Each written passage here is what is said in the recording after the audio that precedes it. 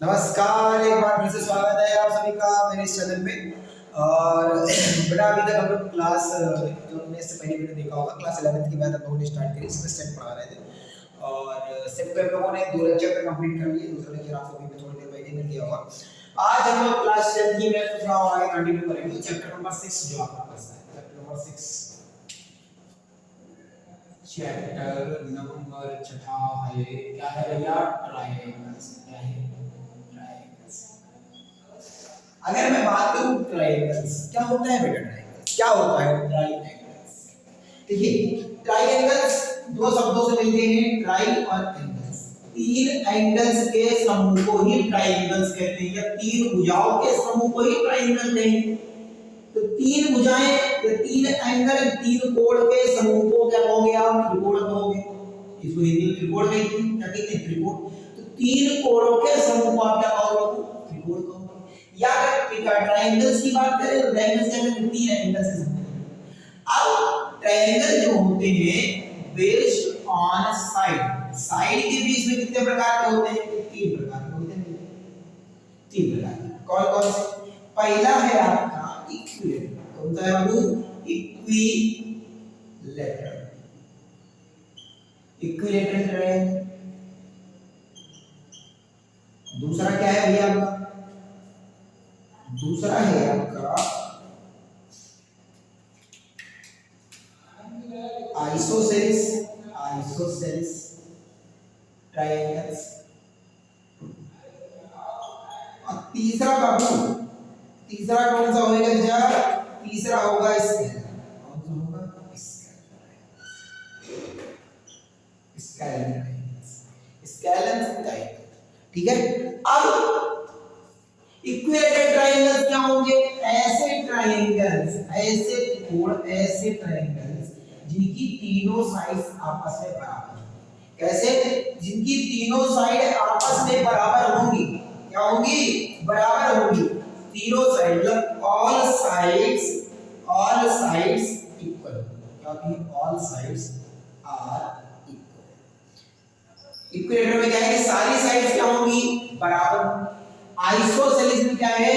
कोई दो साइड बराबर होगी, कोई दो साइड बराबर होगी, तीसरी बराबर होगी।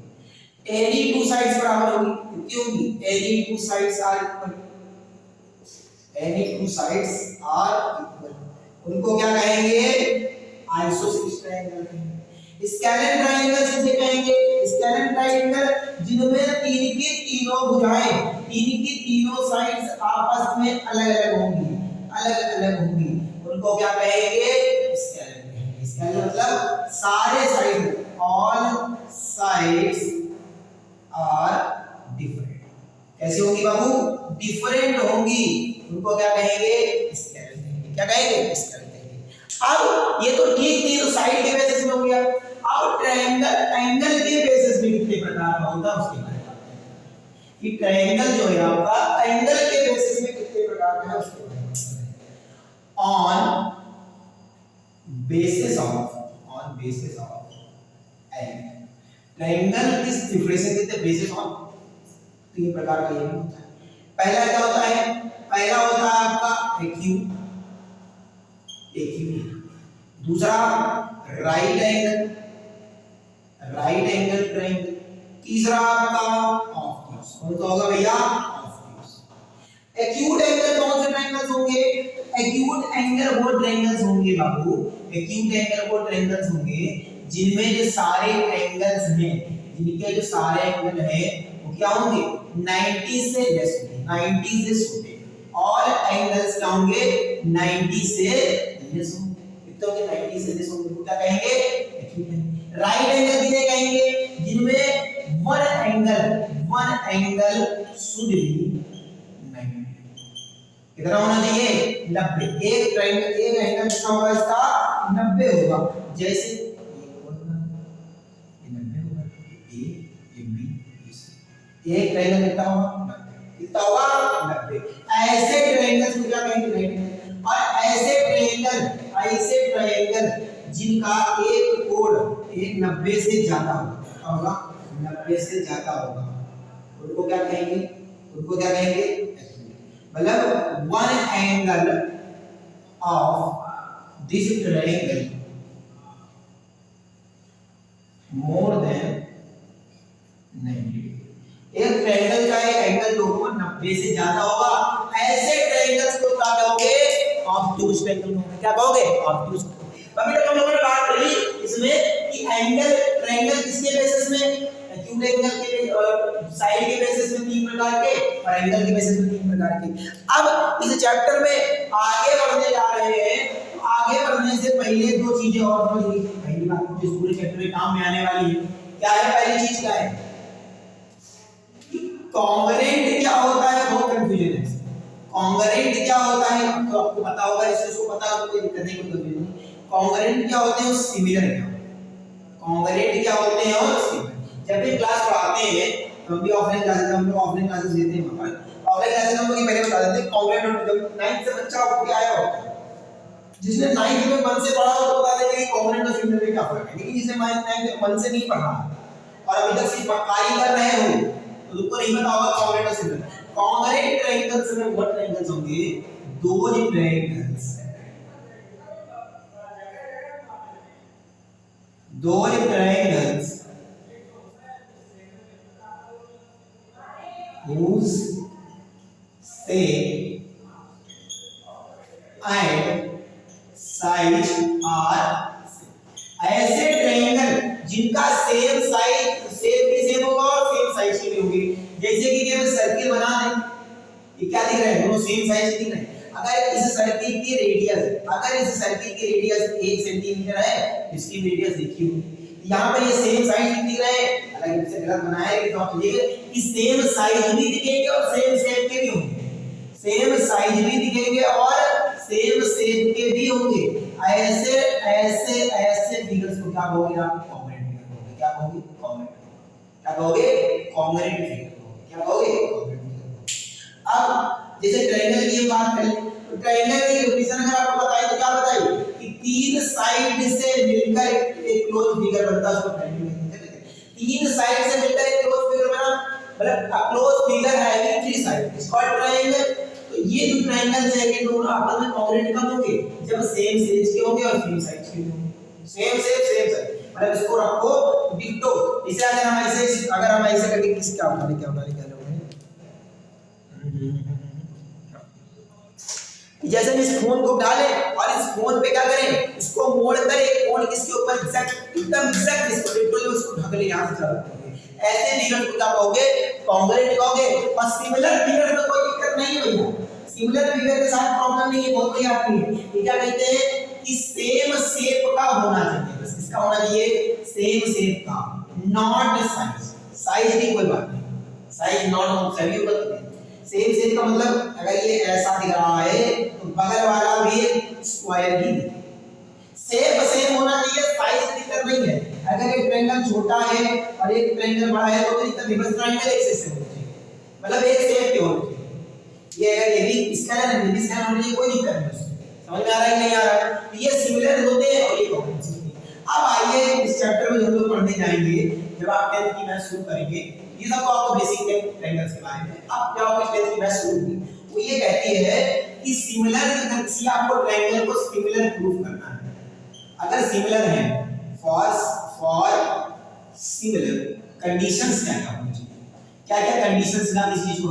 पहली कंडीशन या तो तीनों एंगल बराबर हो जाए या कोई दो एंगल बराबर हो जाए तब भी काम चलेगा, या तीनों एक साइड एक एंगल एक साइड बराबर हो जाए ऐसे, या तीनों साइड बराबर हो जाए। ऐसे केसेस में अगर आपके हैं तो आप किसी भी ट्रायंगल्स को, किसी दो फिगर्स को आपस में क्या कर सकते हैं? सिमिलर कर सकते हैं। चलिए पहला एग्जांपल डबल ए का, इसका एग्जांपल भैया डबल ए का एग्जांपल है। ले लो एक फिगर बनाते हैं, एक ऐसे फिगर बनाएंगे डबल ए। सो एक ट्रिपल ए का एग्जांपल है ये। डबल ए का भी सिर्फ समझा देंगे, सिर्फ ट्रिपल ए समझा देंगे, कोई समस्या नहीं है। ठीक, ये एंगल मान लो ये 40 है तो ये भी 40 बराबर, ये 60 है, ये भी 60 मान लो, ये 80 मान लो, ये भी 80 मान लो। P B C P Q R. ऐसे केसेस में क्या होगा? अब क्या होगा? ये एंगल के बराबर है तो एंगल बी एंगल ए के बराबर है, एंगल बी एंगल Q के बराबर है, एंगल C एंगल R के बराबर है। तो अगर ये तीनों चीजें बराबर हैं तो क्या बोलेंगे कि triangle ABC is similar to triangle PQR। Similar का साइन होता है, किसका साइन है सिमिलर का। अगर ये तीनों ये एंगल बराबर, ये एंगल इस एंगल बराबर, ये एंगल इस एंगल बराबर है, अगर करस्पॉन्डिंग एंगल आप सारे सेम है, अगर करस्पॉन्डिंग एंगल सेम है तो आप क्या कहोगे कि कोई भी ट्रायंगल क्या है भैया सिमिलर है। क्या है सिमिलर है। अब डबल ए में क्या बात करें, अगर हम डबल ए की बात कर लें तो कोई दो करस्पॉन्डिंग एंगल्स अगर दिए, अगर दो करस्पॉन्डिंग एंगल्स इक्वल है, ये और ये एंगल इक्वल है, अगर सिर्फ ये और ये एंगल इक्वल है, तब भी आप क्या कह सकते हैं कि एक ट्रायंगल क्या है सिमिलर। क्या है दो करस्पॉन्डिंग एंगल्स क्या होने चाहिए, अगर सिमिलर है तो इसका मतलब है कि वो ट्रायंगल्स, वो दोनों ट्रायंगल्स आपस में क्या होंगे सिमिलर। क्या है सिमिलर। चलिए ये दोनों ट्रायंगल्स की बारे में बात करें। अब हम लोग बात करने जा रहे हैं कोई प्रॉपर्टी जैसे कुछ यूज होने वाली वो ये है SAS side angle, side angle ठीक। जैसे एक ट्रायंगल बना, जैसे ये ट्रायंगल है बेटा, ये ट्रायंगल क्या है ABC एक ट्रायंगल है, एक PQR एक ट्रायंगल है ठीक। अगर ये साइड 2 है हमने इसको 4 ले ली, ये 5 है हमने इसको 10 मान ली, और एक कोई एंगल मान के माइनस इन दोनों के बीच का एंगल है 40 डिग्री। ऐसे केसेस तो ऐसे ट्रायंगल मिलेगा कि यहां पर इन दोनों साइड ये करस्पॉन्डिंग साइड है, इसी करस्पॉन्डिंग साइड, तो AB अपॉन PQ कितना है भैया 2 अपॉन में 4, मतलब यहां से रेशियो कितना है 1 अपॉन, और कौन सी साइड AC अपॉन इसकी करस्पॉन्डिंग साइड क्या होगी या अगर ये आपस में बराबर है, क्या बराबर, इनका रेशियो अगर आपस में बराबर निकल के आता है, निकल के आता है बराबर, और एंगल A एंगल देखिए अगर इन दो करस्पॉन्डिंग साइड का रेशियो आपस में बराबर आता है और एक एंगल इन करस्पॉन्डिंग साइड के बीच का जो एंगल है अगर वो इक्वल आता है तो बाय SAS प्रॉपर्टी से हम इस ट्रायंगल को क्या कह सकते हैं सिमिलर प्रूव कर सकते हैं। कैसे प्रूव कर सकते हैं सिमिलर।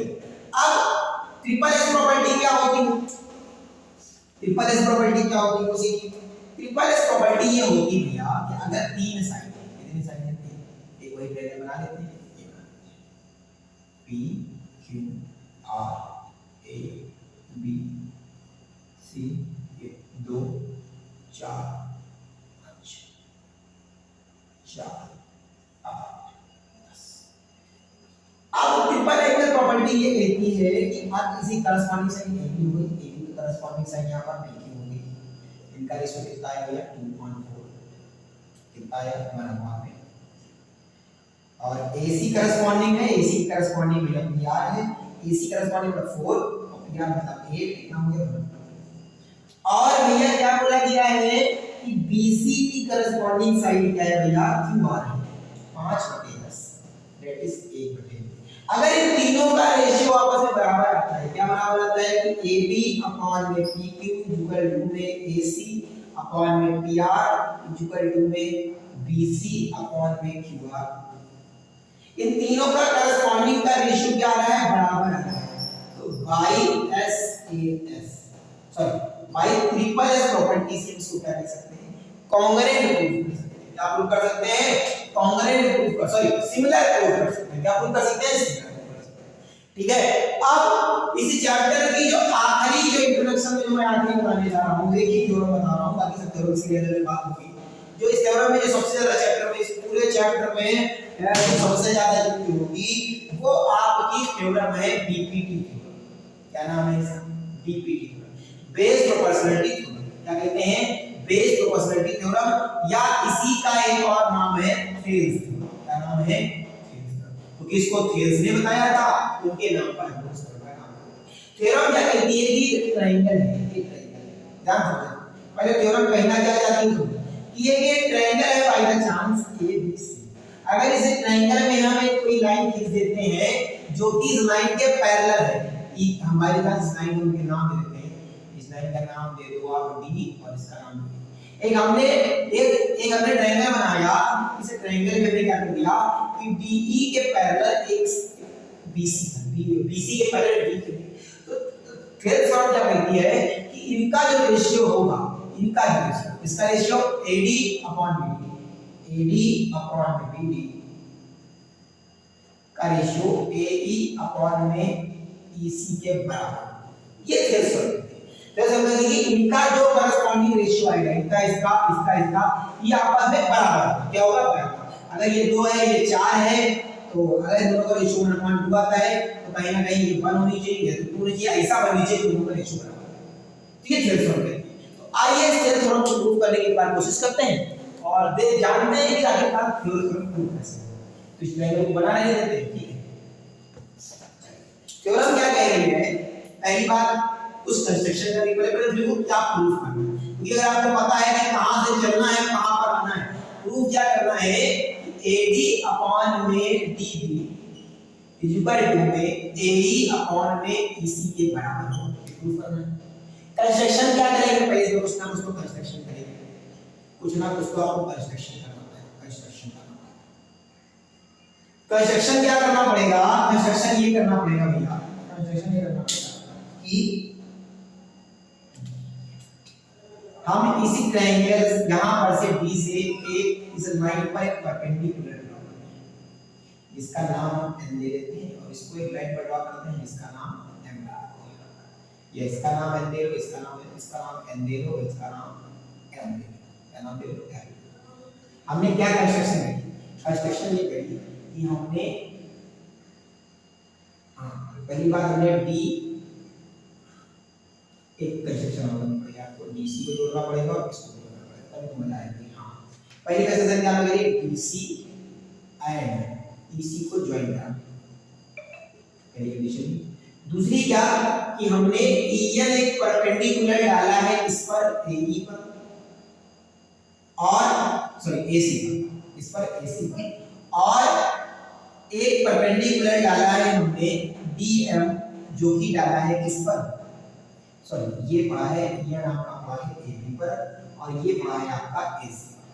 ठीक अब हमको ये प्रूफ करना है कहीं से ले जाकर के, क्या लाना क्या है, हमको ये लाना है कि आखिरकार बराबर में दो ट्रायंगल को ही पकड़, दो ट्रायंगल करके अगर 4 ट्रायंगल पकड़ लोगे तो अपना काम हो जाएगा।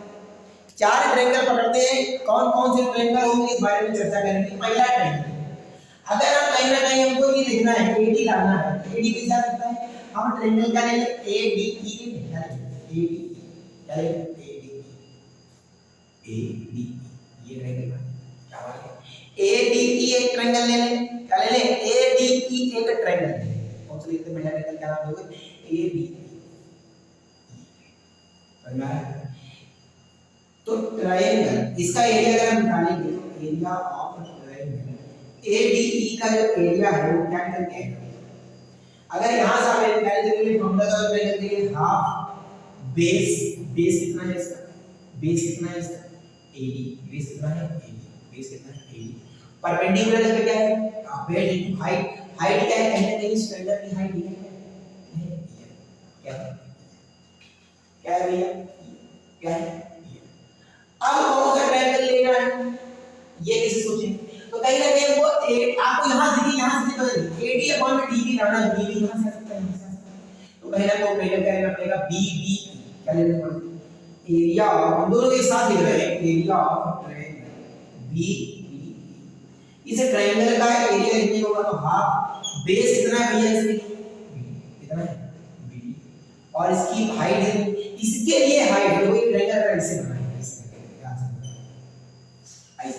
तो इसके लिए अगर हाइट की बात करें तो बाहर वाली हाइट होगी, जब हम ऐसे ट्रायंगल एक बनाते हैं ना एक ऐसे ट्रायंगल बनाते हैं एक ट्रायंगल ऐसे बनाते हैं तो इसकी हाइट हम लोग बाहर ही होती है, ये चीज हाइट बढ़ा देते हैं तो इसकी हाइट क्या होगी भैया, इसकी हाइट अगर इस ट्रायंगल को ऐसे देखो तो इसकी हाइट ये होगी।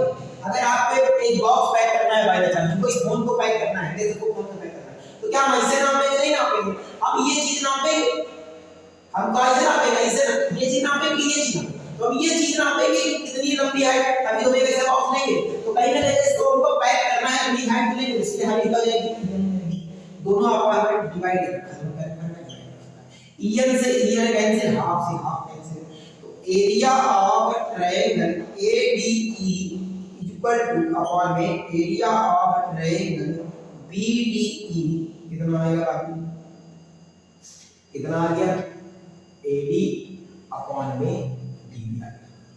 हाँ है ना बोल,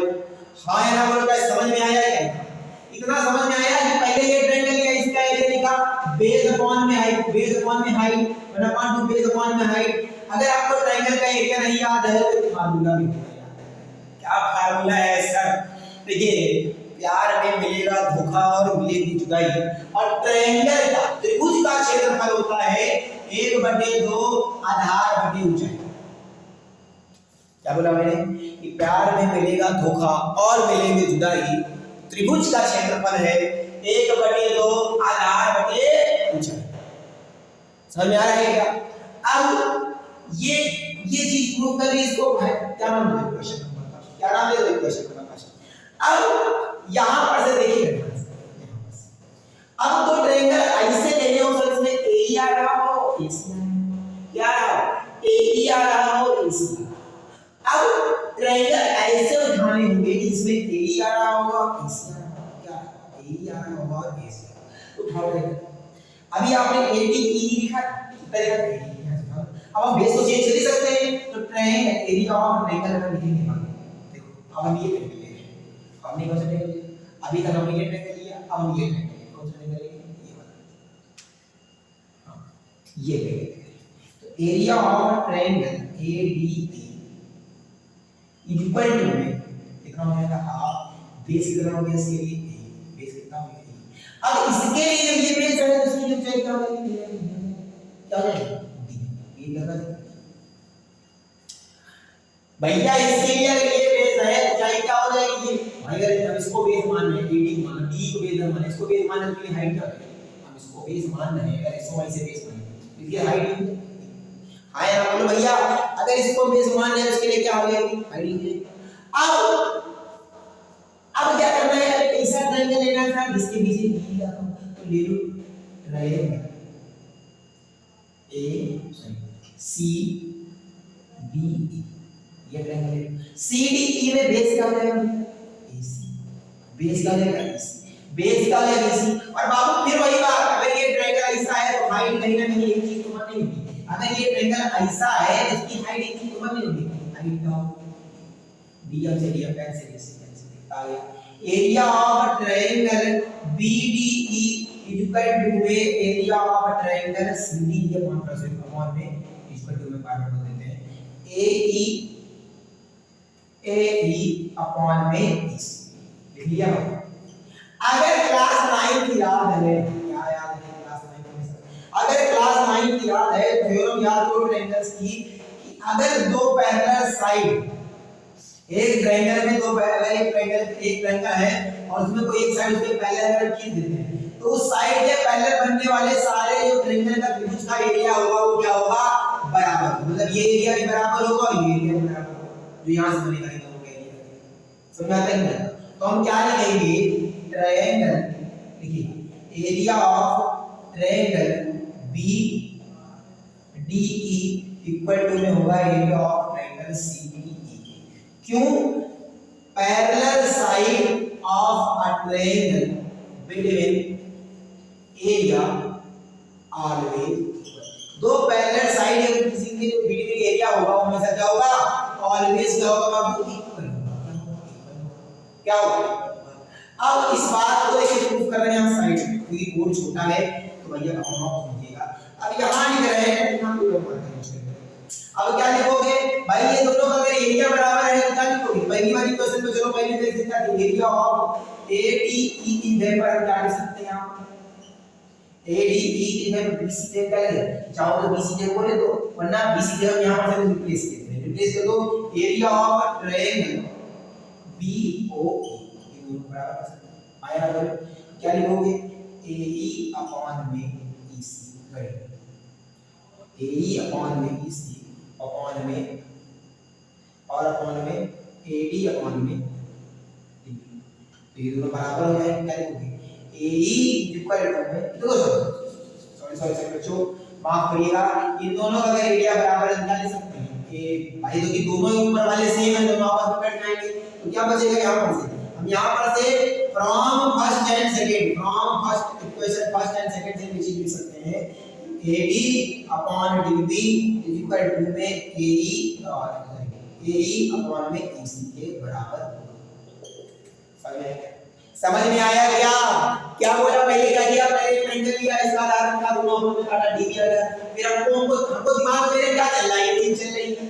हमको यही लाइन हमने वो ट्रायंगल पकड़ा, इसमें यही बेस बन सकता है, ये ट्रायंगल पकड़ा, इसके ऊपर हाइट लगा दी। फिर वहां पर सुनो, अब तुमको पता है कि इन दोनों के बीच जितने भी ट्रायंगल बनेंगे, दो पैरेलल साइड के बीच जितने भी ट्रायंगल बनते, सबका एरिया क्या होता है? बराबर होता है। वो बराबर होता है, हमने रख दिया, दोनों को इक्वल रख दिया, आंसर आ गया। थेल्स थ्योरम ये कहती है कि देखो भाई ज्यादा कि आपको ये x है, देखो कैसे कहां पर लागू होगी ये भी तो सीखो, कहां पर लगेगी। पता तो पढ़ तो सब लिया अपनी चीज, पता ही नहीं कहां लग रही है, कैसे लग रही है, पता होना चाहिए। देखो आता सबको सब कुछ है, इंप्लीमेंट करना नहीं आना, इंप्लीमेंट करना नहीं आता, इंप्लीमेंट करना हम सिखा रहे हैं। एक है ट्रायंगल है, ये x बता दी गई, ये बोल दी गई, ये बोल दी गई है, और ये 6 दी गई। हमने क्या बताया था कि इन दोनों का रेशियो इक्वल टू में, दोनों के रेशियो के बराबर है। इसका कितना है? 1.2 है। उधर क्या आएगा? x equal to 1.2 equal to 1.2, इधर लेके जाओ 2x इक्वल टू x की वैल्यू निकाल दो।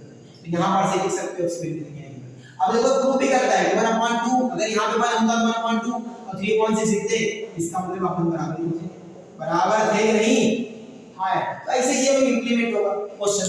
आई होप आपको ये समझ में आया होगा जो पढ़ाया है। अब भैया जब नया वीडियो मिलेंगे तो क्वेश्चंस करेंगे एक साथ सबके। एक बार चैप्टर के इंट्रोडक्शन कर रहे हैं, तो क्योंकि जो बच्चे क्वेश्चन इनके स्कूलों में आ रहा है कम से कम पास तो हो जाए बेचारे, पास ही नहीं हो पा रहे हैं, तो पास हो जाए। उसके बाद सबके एनसीईआरटी के जो सॉल्यूशन हो सकते हैं हम सब कराएंगे, परेशान न होइए आप लोग, बोर करने समय। और जब तक खर्च भैया आपके साथ, टेंशन लेने की नहीं, सब कर लेंगे बेटा, हम है ना, क्या लिए परेशान हो। 90-95 आएंगे, बस जैसा बोल रहा हूँ वैसा करते जाइए। आते हैं, लाए हैं, अब ऑफलाइन में आते हैं और दिया है रिजल्ट, ठीक है। 2-3 महीने 10th का कोर्स ज्यादा होता नहीं है, लेकिन हाँ ये है कि थोड़ा थोड़ा पढ़ते चलिए ताकि आपको बाद में बढ़त ना मिले।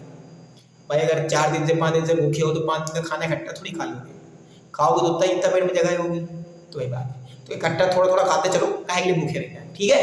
तो थोड़ा थोड़ा पढ़ाई करते चलिए। बाकी जब नए ब्लॉग मिलेंगे, जब नए वीडियो मिलेंगे तो आपसे बात करेंगे 11th के चैप्टर सेट के बारे में, जो आपका नेक्स्ट वीडियो आने वाला है। उस सेट में जो थर्ड टॉपिक होगा, थर्ड पार्ट होगा, उसका इंट्रोडक्शन सेट का खत्म करेंगे। और इसके बाद जब नए वीडियो, जब नए उसमें मिलेंगे, जब नए चैप्टर बनाएंगे, तो चैप्टर नंबर 7 आपका पढ़ाना है, चैप्टर नंबर 7 पढ़ाएंगे। उसके बाद हाइट एंड डिस्टेंस का इंट्रोडक्शन बना करके उसका हम लोग साथ करेंगे क्वेश्चन सीरीज बात ये पूरी। और उसके बाद फिर फिजिक्स की तरफ भी बहुत जल्द मैं मूव करने वाला हूँ, बहुत जल्द उसमें मिलेगा। तब तक के लिए क्या करना है आपको? मुस्कुराना है और हंसते चले जाना है, क्योंकि जिंदगी हंसते रहने का नाम है। तब तक के लिए बहुत बहुत शुक्रिया, बहुत बहुत धन्यवाद, और हंसते रहें और पढ़ाई करते रहें।